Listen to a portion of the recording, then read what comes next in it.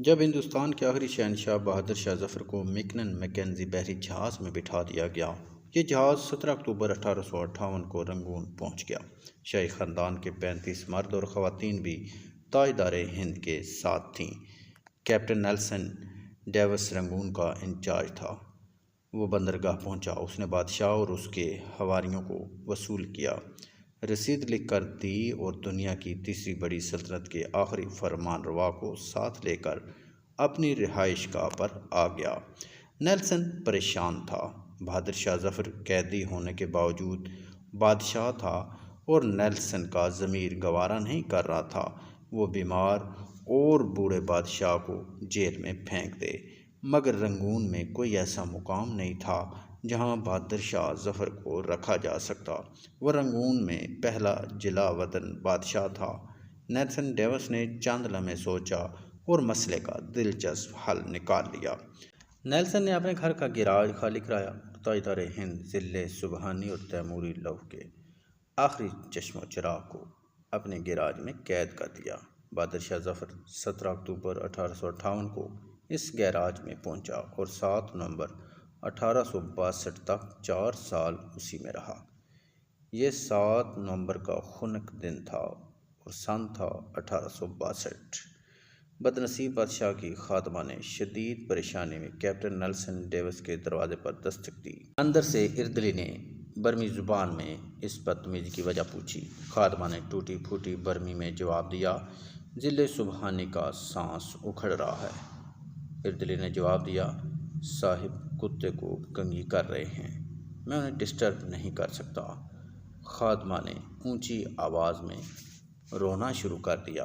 اردلی اسے چپ کرانے لگا، مگر آواز نیلسن تک پہنچ گئی۔ وہ غصے میں باہر نکلا۔ خادمہ نے نیلسن کو دیکھا تو وہ اس کے پاؤں میں گر گئی۔ وہ مرتے ہوئے بادشاہ کے لیے گیراج کی کھڑکی کھلوانا چاہتی تھی۔ بادشاہ موت سے پہلے آزاد اور کھلی ہوا کا ایک گھونٹ بھرنا چاہتا تھا۔ نیلسن نے اپنا پسٹل اٹھایا، گارڈز کو ساتھ لیا، گیراج میں داخل ہو گیا۔ بادشاہ کی آخری آرام گاہ کے اندر بدبو، موت کا سکوت اور اندھیرا تھا۔ اردلی لیمپ لے کر بادشاہ کے سرہانے کھڑا ہو گیا۔ نیلسن آگے بڑھا۔ بادشاہ کا کمبل آدھا بستر پر تھا اور آدھا فرش پر۔ اس کا ننگا سر تکیے پر تھا، لیکن گردن ڈھلکی ہوئی تھی۔ آنکھوں کے ڈھیلے پپوٹوں کے حدوں سے باہر ابل رہے تھے۔ گردن کی رگیں پھولی ہوئی تھیں اور خشک زرد ہونٹوں پر مکھیاں بھن بھنا رہی تھیں۔ نیلسن نے زندگی میں ہزاروں چہرے دیکھے تھے، لیکن اس نے کسی چہرے پر اتنی بے چارگی، اتنی غریب الوطنی نہیں دیکھی تھی۔ وہ کسی بادشاہ کا چہرہ نہیں تھا، وہ دنیا کے سب سے بڑے بھکاری کا چہرہ تھا، اور اس چہرے پر ایک آزاد سانس، جی ہاں، صرف ایک آزاد سانس کی اپیل تحریر تھی، اور یہ اپیل پرانے کنویں کی دیوار سے لپٹی کائی کی طرح ہر دیکھنے والے آنکھ کو اپنی گرفت میں لے لیتی تھی۔ کیپٹن نیلسن نے بادشاہ کی گردن پر ہاتھ رکھا۔ زندگی کے قافلے کو رگوں کے جنگل سے گزرے مدت ہو چکی تھی۔ ہندوستان کا آخری بادشاہ زندگی کی حد عبور کر چکا تھا۔ نیلسن نے لواحقین کو بلانے کا حکم دیا۔ لواحقین تھے ہی کتنے، ایک شہزادہ جوان بخت اور دوسرا اس کا استاد حافظ محمد ابراہیم دہلوی۔ وہ دونوں آئے، انہوں نے بادشاہ کو غسل دیا، کفن پہنایا اور جیسے تیسے بادشاہ کی نماز جنازہ پڑھی۔ قبر کا مرحلہ آیا تو پورے رنگون شہر میں آخری تاجدار ہند کے لیے 2 گز زمین دستیاب نہیں تھی۔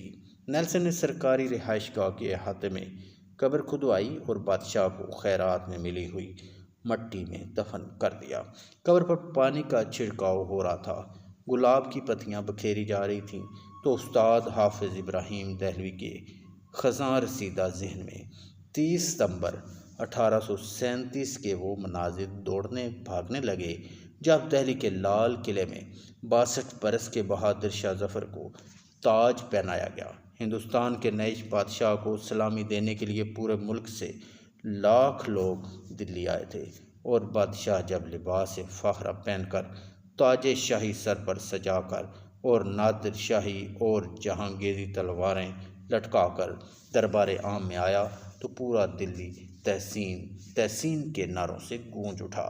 نقارچی نعرے بجانے لگے، گوبے ہواؤں میں تانے اڑانے لگے، فوجی سالار تلواریں بجانے لگے اور رقاصائیں رقص کرنے لگیں۔ استاد حافظ محمد ابراہیم دہلوی کو یاد تھا بہادر شاہ ظفر کی تاج پوشی کا جشن 7 دن جاری رہا اور ان 7 دنوں میں دلی کے لوگوں کو شاہی محل سے کھانا کھلایا گیا، مگر 7 نومبر 1862 کی اس ٹھنڈی اور بے مہر صبح بادشاہ کی قبر کو ایک خوش الحان کاری تک نصیب نہیں تھا۔ استاد حافظ محمد ابراہیم دہلوی کی آنکھوں میں آنسو آ گئے۔ اس نے جوتے اتارے، بادشاہ کی قبر کی پائنتی میں کھڑا ہوا اور سورہ توبہ کی تلاوت شروع کر دی۔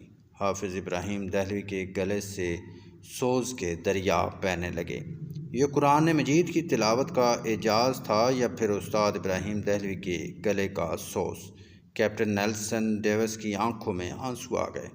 اس نے ہاتھ اٹھایا اور اس غریب الوطن قبر کو سیلیوٹ پیش کر دیا، اور اس آخری سیلیوٹ کے ساتھ ہی مغل سلطنت کا سورج ہمیشہ ہمیشہ کے لیے غروب ہو گیا۔ آپ اگر کبھی رنگون جائیں تو آپ کو ڈگن ٹاؤن شپ کی کچی گلیوں کی بدبودار جھگیوں میں آج بھی بہادر شاہ ظفر کی نسل کے خاندان مل جائیں گے۔ یہ آخری مغل بادشاہ کی اصل اولاد ہیں، مگر یہ اولاد آج سرکار کے وظیفے پر چل رہی ہے۔ یہ کچی زمین پر سوتی ہے، ننگے پاؤں پھرتی ہے، مانگ کر کھاتی ہے اور ٹین کے کنستروں میں سرکاری نل سے پانی بھرتی ہے، مگر یہ لوگ اس قسم پرسی کے باوجود خود کو شہزادے اور شہزادیاں کہتے ہیں۔ یہ لوگوں کو عہد رفتہ کی داستانیں سناتے ہیں اور لوگ کہے لگا کر رنگون کی گلیوں میں گم ہو جاتے ہیں۔ یہ لوگ، یہ شہزادے اور شہزادیاں کون ہیں؟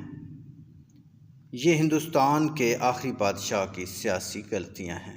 بادشاہ نے اپنے گرد نااہل، خوش آمدی اور کرپٹ لوگوں کا لشکر جمع کر لیا تھا۔ یہ لوگ بادشاہ کی آنکھیں بھی تھے، اس کے کان بھی اور اس کا ضمیر بھی۔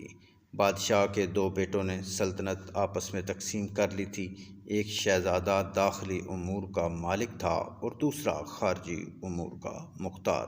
دونوں کے درمیان لڑائی بھی چلتی رہتی تھی اور بادشاہ ان دونوں کی ہر غلطی، ہر کوتاہی معاف کر دیتا تھا۔ عوام کی حالت انتہائی ناگفتہ بھی تھی۔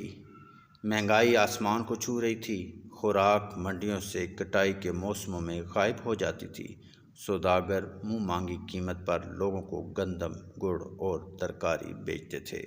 ٹیکسوں میں روز اضافہ ہوتا تھا۔ شہزادوں نے دلی شہر میں کبوتروں کے دانے تک پر ٹیکس لگا دیا تھا۔ طوائفوں کی کمائی تک کا ایک حصہ شہزادوں کی جیب میں چلا جاتا تھا۔ شاہی خاندان کے لوگ قتل بھی کر دیتے تھے تو کوئی ان سے پوچھ نہیں سکتا تھا۔ ریاست شاہی دربار کے ہاتھ سے نکل چکی تھی۔ نواب، صوبیدار، امیر اور سلطان آزاد ہو چکے تھے اور یہ مغل سلطنت کو ماننے تک سے انکاری تھے۔ فوج تلوار کی نوک پر بادشاہ سے جو چاہتی تھی منوا لیتی تھی۔ عوام بادشاہ اور اس کے خاندان سے بیزار ہو چکے تھے۔ یہ گلیوں اور بازاروں میں بادشاہ کو ننگی گالیاں دیتے تھے اور کوتوال چپ چاپ ان کے قریب سے گزر جاتے تھے۔ جبکہ انگریز مضبوط ہوتے جا رہے تھے، یہ روز معاہدہ توڑتے تھے اور شاہی خاندان وسیع تر قومی مفاد میں انگریزوں کے ساتھ نیا معاہدہ کر لیتے تھے۔ انگریز بادشاہ کے وفاداروں کو قتل کر دیتے تھے اور شاہی خاندان جب احتجاج کرتا تھا تو انگریز بادشاہ کو یہ بتا کر حیران کر دیتا تھا، ذل الہی وہ شخص آپ کا وفادار نہیں تھا، وہ ننگ انسانیت آپ کے خلاف سازش کر رہا تھا، اور بادشاہ اس پر یقین کر لیتا تھا۔ بادشاہ نے طویل عرصے تک اپنی فوج بھی ٹیسٹ نہیں کی تھی، چنانچہ جب لڑنے کا وقت آیا تو فوجیوں سے تلواریں تک نہ اٹھائی گئی۔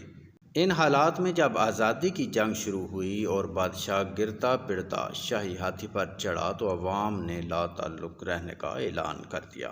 لوگ کہتے تھے ہمارے لیے بہادر شاہ ظفر یا الیگزینڈرا وکٹوریہ دونوں برابر ہیں۔ مجاہدین جذبے سے لبریز تھے لیکن ان کے پاس قیادت نہیں تھی۔ بادشاہ ڈبل مائنڈڈ تھا، یہ انگریز سے لڑنا بھی چاہتا تھا اور اپنی مدت شاہی بھی پوری کرنا چاہتا تھا۔ چنانچہ اس جنگ کا وہی نتیجہ نکلا جو ڈبل مائنڈڈ ہو کر لڑی جانے والی جنگوں کا نکلتا ہے۔ شاہی خاندان کو دلی میں ذبح کر دیا گیا، جبکہ بادشاہ جلا وطن ہو گیا۔ بادشاہ کیپٹن نیلسن ڈیوس کے گیراج میں قید رہا، گھر کے احاطہ میں دفن ہوا، اور اس کی اولاد آج تک اپنی عظمت رفتہ کا ٹوکرا سر پر اٹھا کر رنگون کی گلیوں میں پھر رہی ہے۔ یہ لوگ شہر میں نکلتے ہیں تو ان کے چہروں پر صاف لکھا ہوتا ہے، جو بادشاہ اپنی سلطنت اپنے مینڈیٹ کی حفاظت نہیں کرتے، جو عوام کا اعتماد کھو بیٹھتے ہیں، ان کی اولادیں اسی طرح گلیوں میں خوار ہوتی ہیں۔ یہ عبرت کا کشکول بن کر اسی طرح تاریخ کے چوک میں بھیک مانگتی ہیں، لیکن ہمارے حکمرانوں کو یہ حقیقت سمجھ نہیں آتی۔ یہ خود کو بہادر شاہ ظفر سے بڑا بادشاہ سمجھتے ہیں۔ اللہ ہم پر رحم کرے۔